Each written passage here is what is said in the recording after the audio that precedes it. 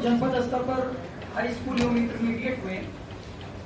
स्थान प्राप्त करने वाले बच्चों के लिए आयोजित सम्मान समारोह में उपस्थित इस जनपद के आदरणीय जिला अधिकारी महोदय, आदरणीय मुख्य विकास अधिकारी महोदया, सभी प्रधानाचार्य, अभिभावक एवं प्यारे बच्चों,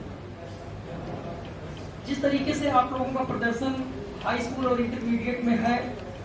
पिछले 3 वर्षों से अगर देखा जाए तो निरंतर इसमें वृद्धि होती जा रही है। तो आपकी इस स्पीड के लिए मैं 2 पंक्तियां कहना चाहूंगा कि मंजिलें उन्हीं को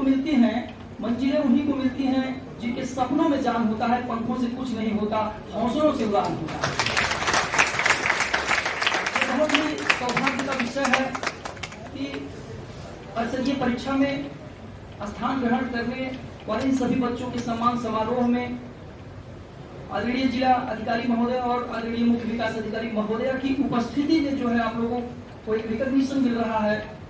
और आप लोगों की प्रशंसा की गई है। जैसा कि जिलाधिकारी महोदय की तरफ से न केवल एक विद्यार्थी बल्कि एक अच्छे नागरिक बनने के लिए और विभिन्न प्रकार की परिस्थितियों में विभिन्न प्रकार के जो है संकटों से निपटने के लिए और संतुलन बनाने के लिए कई बातें कही गई हैं, वह हम सभी लोगों के लिए निश्चित तौर पर बहुत ही अच्छी बात है और हम लोगों का एक दीर्घ काल तक जो है मार्गदर्शन करता रहेगा। जैसा कि सर ने बताया कि कॉन्सेप्ट ये बहुत ही महत्वपूर्ण चीज है। इसकी पूर्व में बोर्ड परीक्षा से पहले मैंने 22 स्कूलों में कार्यक्रम किया हुआ था। इन सभी कार्यक्रमों में इन सभी बिंदुओं पर इस तरीके से बल दिया गया था कि आप सभी लोगों को तथ्य के बजाय कॉन्सेप्ट और अवधारणा पर बल देना होगा, क्योंकि जब आप किसी टॉपिक को जो है अवधारणात्मक रूप में पढ़ते हैं तो उससे जुड़े हुए प्रश्न जो है अगर थोड़े से अलग तरीके से भी पूछे जाते हैं, जोड़ करके भी पूछे जाते हैं, व्यवहारिक चीजों को जोड़ करके पूछा जाता है, तो वहां पे आपका उत्तर देना आसान होता है और आप देने में जो है सफल होते हैं, सक्षम होते हैं। कई बार परीक्षा में ऐसे होता है कि लिखते समय आपकी लेखनी रुक जाती है, वो इसी के कारण से होता है कि चीजें समझने के बजाय रटने पर बल दी गई है। हमें कॉन्सेप्ट पर और रटने के बजाय हमें समझने पर बल देना होगा। एक और बात जो मैं सामान्य विद्यालयों में बताता रहा हूँ, वो और बताना चाहूंगा कि आप जब किसी टॉपिक को पढ़ें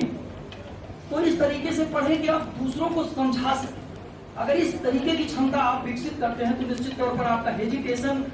जहां एक तरफ समाप्त होगा, वहीं पर आपका समय का प्रबंधन और आपके कॉन्सेप्ट पर आपका आत्मविश्वास बढ़ेगा। परीक्षा के समय जाते हैं तो वहां समय प्रबंधन को लेकर के, हेजिटेशन को लेकर के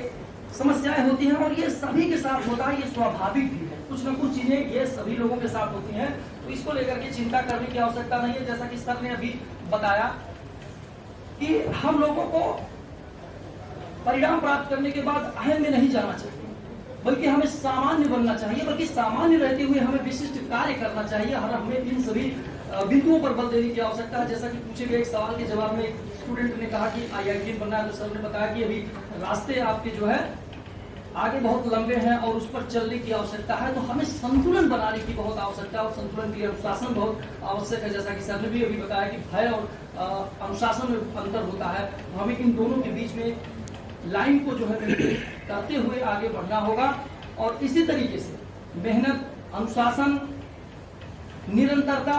रणनीति, ये सब कुछ ऐसे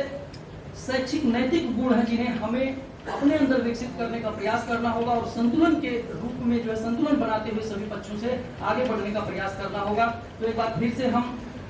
जनपद के सर्वोच्च शासनिक अधिकारी के रूप में यहाँ पर विराजमान जिलाधिकारी महोदय एवं मुख्य विकास अधिकारी महोदया को धन्यवाद ज्ञापित